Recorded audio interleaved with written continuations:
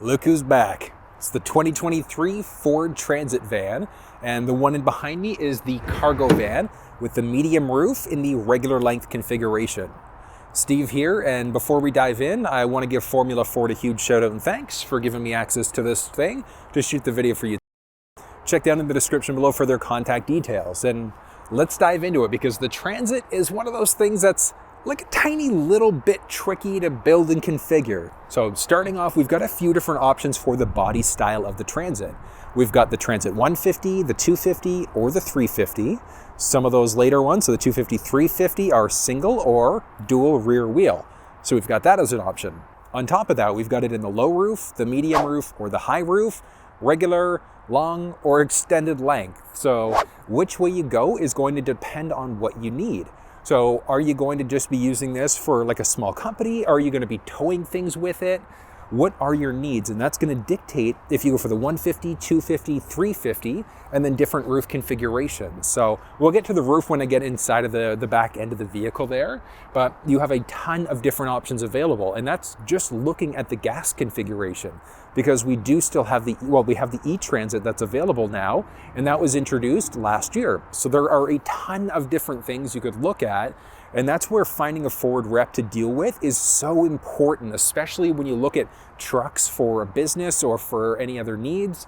And then for transit vans, that's one of the times I definitely recommend reaching out to a Ford rep at one of your local stores to figure out exactly what you need out of your vehicle, because they'll be able to make proper recommendations based off of your needs. And like I said, there are so many different ways you can configure this van. We've got different style mirrors. We've got rear wheel drive versus all wheel drive. You've, like I mentioned, got all sorts of options for the height of this thing. You've got different payload packages and things like that that are available. And then as we move to the front end of the Transit, we've got a few different style lights that are available. And then we've also got fogs that are available inside of the Transit as well across the entire vehicle lineup. So whether or not you get the fogs are going to depend on how you have this thing configured. But we've got our base grille there. We do have the option for a forward sensing system inside of this. Whether you go for the forward sensing system or not, obviously going to be preference, but if you're using this thing commercially and you're constantly going to be in and around other cars, parking, whatever the case may be, I definitely recommend looking minimum at the reverse sensing system, but the forward sensing system is a huge benefit. And the Transit also has the option for a 360 camera. So we've got our camera right in the grille, so just underneath our Ford logo. We've got some side mounted cameras, and we've got our backup camera, and then stitched together, that gives us a full 360 view. So as I mentioned, if you're constantly going to be getting in and out around cars, parking, whatever the case may be, I would definitely recommend the sensing system and the 360 camera with the larger Sync 4 media screen inside of this. But we'll touch base on that one once we get inside. But overall styling in the front end, it's unchanged from 22 to the 23. White is like what you're gonna see 99% of the time inside of these things, but you've got a series of different paint choices that are available. And then new for the 2023 model, we have two different style blues that are available as well. All right, well, taking a peek underneath the hood of the Transit, we've got a few different options available. You've got the 3.5 regular engine, we've got the 3.5 turbocharged, so the EcoBoost engine, and then on top of that, you also have the eTransit, so the fully electric transit van. So the way you go is going to depend on you. I know that getting transit vans in general right now, kind of challenging, but the eTransit might be a little bit more difficult to build at this point just because of orders for some fairly large companies. Amazon. But anyway, so underneath the hood here, this is just the regular 3.5 liter naturally aspirated, so non-turbocharged engine. Power-wise, it pushes out 275 horsepower and 260 pound-feet of torque. And then, as I mentioned, we have the flexibility of getting this one in the EcoBoost format, so with a turbocharger on it as well. So if you need a little bit more power because the plan is to build out, or you're towing, whatever the case may be, that is available. But we've got easy access, topping up our fluids. We do have the option for dual batteries, dual alternators, and things like that as well. So all sorts of upfitting packages that are available, going to depend on what you're doing with it. So if you're building it out as a camper, we've got different camping packages available.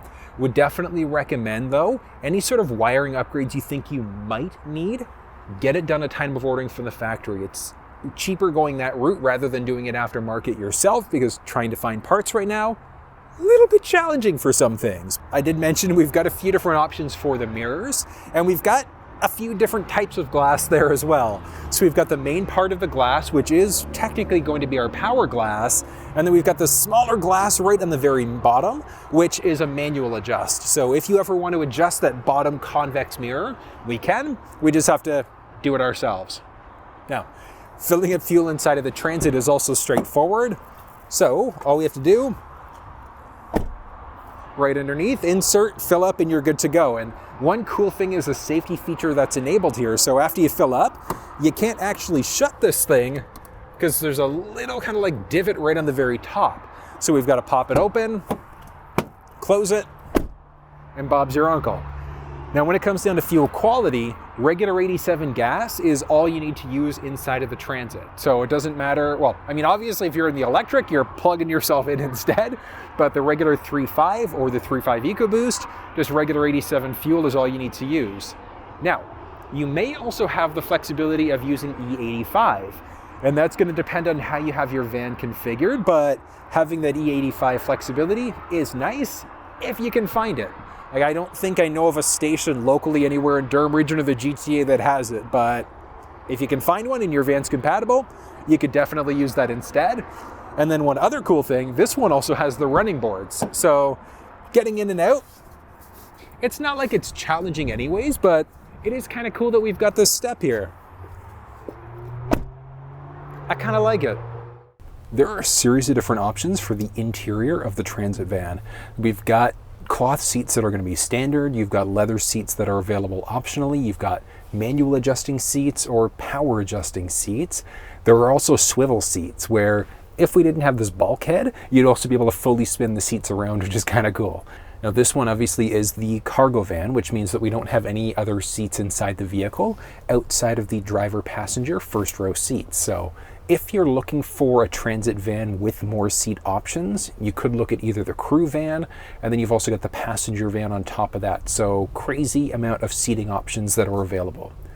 If you have a Transit van, you technically could install seats as well in the back area there. You just need to get it done by an NHTSA approved vendor. So just make sure that you're following all safety protocols and things like that. Don't just slap a seat back there like a couch or something and hope for the best. It's not the way things work to be safe. But along the door, we have our base window controls. We've got our unlock and our lock buttons. And then we've also got a few speakers strategically placed throughout the interior of the vehicle. We'll get to that audio test in a second, but it is surprisingly nice.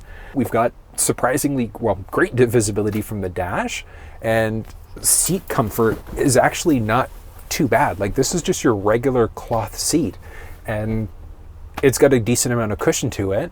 You could look at aftermarket cat skins if you'd rather have the more like leather feel to it instead, but you would have the option of getting the leather seats right from the factory as well.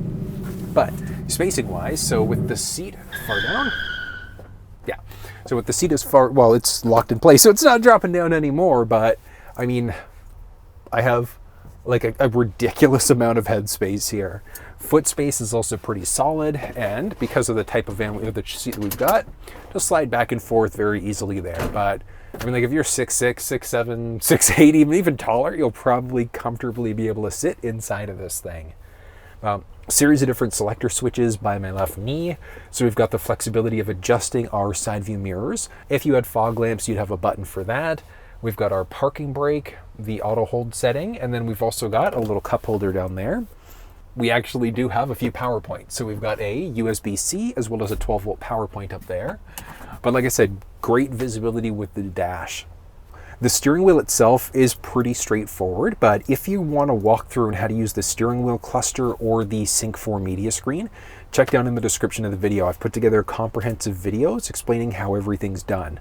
But we've got our lane keeping system, so that's the one that's potentially going to nudge us into our lane or shake the steering wheel. If we start to veer over into a lane without signaling, we do have our base cruise control with optional adaptive cruise control on top of that, volume rockers, and a series of other things. Pad on the right side is going to be to control our little cluster screen.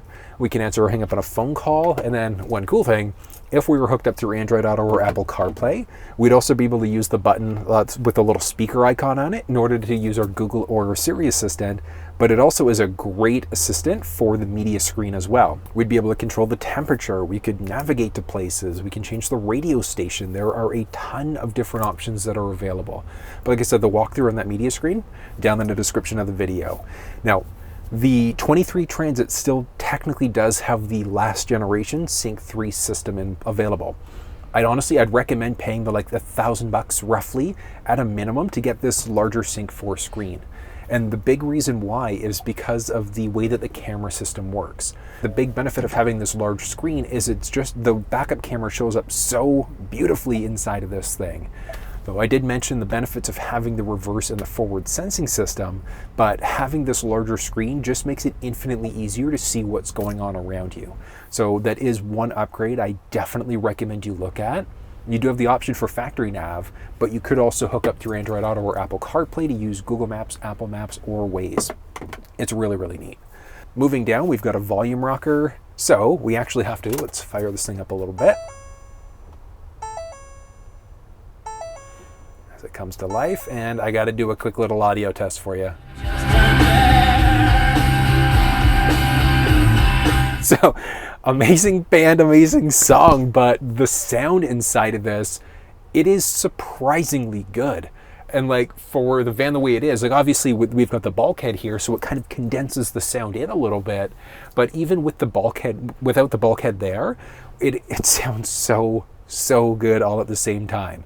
Like, if you wanted better audio, you could upgrade the system as well. There are different options available, but the stock speaker system in this is surprisingly good, as you heard there. Really good there. We've got a series of different buttons that are available. We've got one, oh, so good. We've got one for drive mode, so we can switch between a series of different drive modes that have these really neat graphics as we jump through. I love the way it looks. We've got our max window defroster, we've got our camera button, and that's going to either be to shoot our rear camera or the optional 360 camera. And again, the 360 camera, really, really useful, especially if you're going to be driving around places where you're going to be in and out of tight spaces, because we've got our side view mounted cameras, rear and our forward facing camera, so that full 360 view is incredible. But we can also switch between our full 360 view. We've also got a front view. We've got a front stitched together view on top of that. So series of different views that are available, but I mean, having that 360 capability is really, really nice. I kind of like it. We've also got a little P button, and that can either help us for navigation to parking, but we also do have park assist that is available inside of this on top of that. So it's a feature that you have to add on at time of ordering from the factory, but it is a really useful one at the same time if you want the van to help you out parking, because you might be a little bit apprehensive moving this thing around yourself. So having the park assist system is nice, but at least looking at the sensing system in the 360 camera, also really good options. Moving down, we've got our four-way blinkers. We do still have an old school shifter, which is great. We've got park reverse neutral drive, and we can also drop it into a manual mode. So we've got buttons just on the inside of the shifter where our knee is, and we can easily adjust gears out there. Shooting across, we've got a boatload of storage there. We also do have a little storage compartment down there. On top of that, we would have the option for auxiliary switches. So if you needed to wire some things up, you would have that flexibility of adding that feature in. Aftermarket is doable, but I definitely recommend just getting it done right at the time of ordering from the factory. Did mention we could look at dual alternators, dual batteries, and a series of other things as well if you need to get more electrical components inside of this thing. One other really neat thing is that on our passenger seat, we also do have the option for a 400 watt inverter there too. So a regular wall outlet, which it's kind of unique and pretty cool at the same time. But shooting up overhead, we've got our controls for our cabin lights, our full dome lights there as well. And then this one also has the optional top storage tray. And that one is really useful, throw maps, whatever the case may be up there. I like it. Like, I like having this option available just because it uses the space up. Obviously, if you're doing upfitting and things like that yourself, here nor there, but I just think having this is really, really great. But overall, like, base styling here, it's really straightforward. Like, we've got our blue oval right in the middle of the steering wheel. But one thing, like, having this bulkhead is kind of neat. So we've got a few options from the factory, and I mean, the build quality on it it's actually surprisingly nice. A few different styles. This one, obviously, just because of the way that it is, there's no door. So if you need to get into the back of the vehicle, you need to get out and walk around in order to make it happen. You could have a door for a pass-through, but the default is just having no bulkhead inside of any of the Transit vans. So it is kind of nice to know we've got that flexibility right from the factory.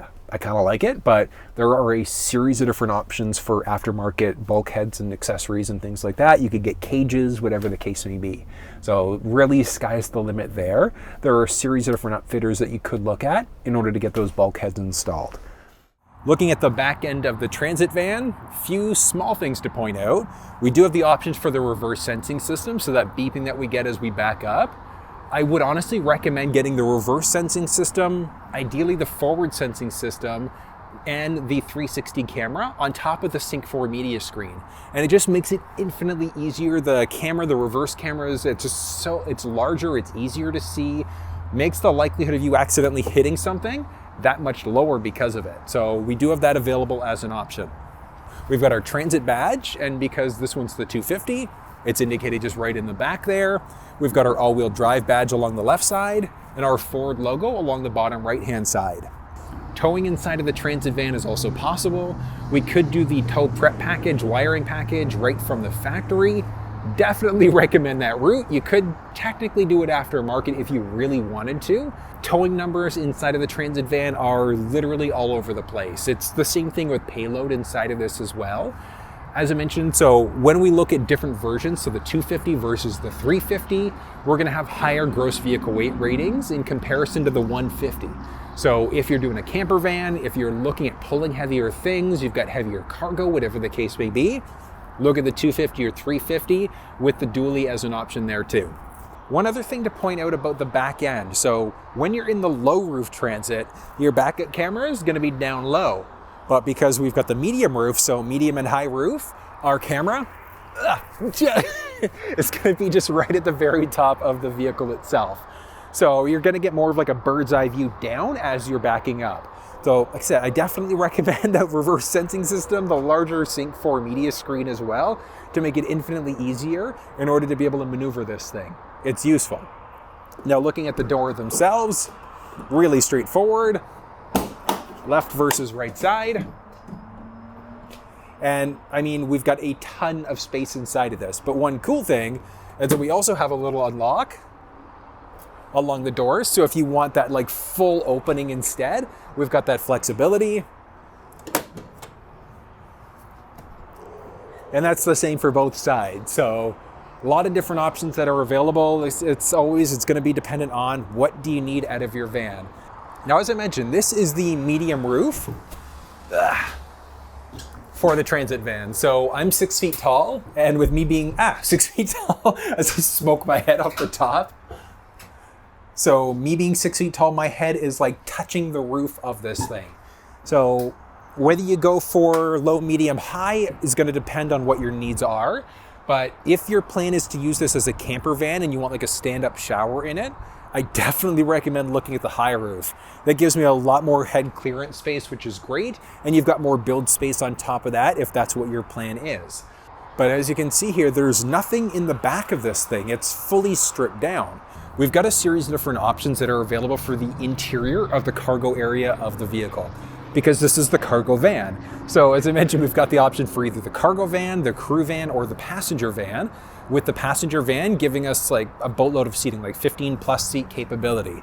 We've got inside of the crew van our 2 seats in the front, and then we've got a second row bench as well, and that's going to be so seating for 5, or we've got our cargo van here. And this one, as you can see, fully naked in the back.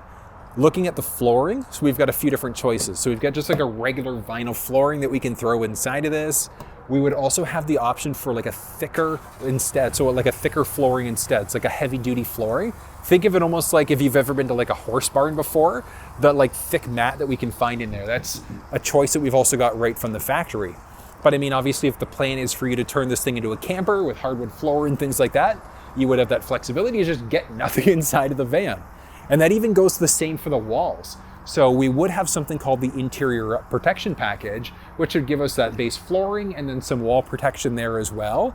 But if you don't need that stuff, we don't need to get it. We've got a ton of different options right from the factory, which is fantastic. But we've got all sorts of options available. This one has the optional dome lighting, so we've got some cool overhead lights in the inside here as well. We've got different assist handles along the left and the right hand side on top of that. Now looking at the doors, we've got a series of different options that are available. We've got a power sliding option available in some versions of the vehicle. And then as you can see,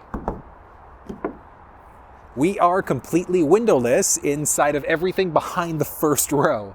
So we do have options for different windows and packages and things like that right from the factory. If you are contemplating maybe cutting some windows out, look at that as an option because it could save you a couple bucks doing it from the factory rather than doing it yourself. But the sliding door here, very straightforward. And then we,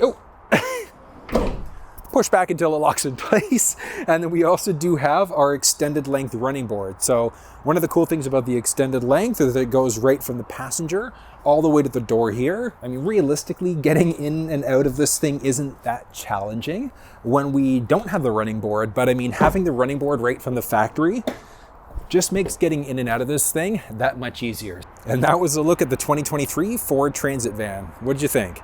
Now this one, obviously the cargo van, but you do have the option for the crew van or the passenger van, just depending on what your needs are. But sky's the limit. And I did mention it a few times. If you are looking at ordering one of these vans, would definitely recommend reach out to either Formula Ford or Yorkdale Ford. They'll definitely be able to help you out, making sure you're getting this thing built to the specs that you need for your situation. But if you found this video useful, give it a thumbs up, share it with somebody if you think they might find it useful. And until I see you next time, take care. Few things, we've got a few different style lights that are available, and we've got, new for the 2023 model, we've got two different styles, with the exception of our regular tires that have been replaced with the no glass anywhere except for our front.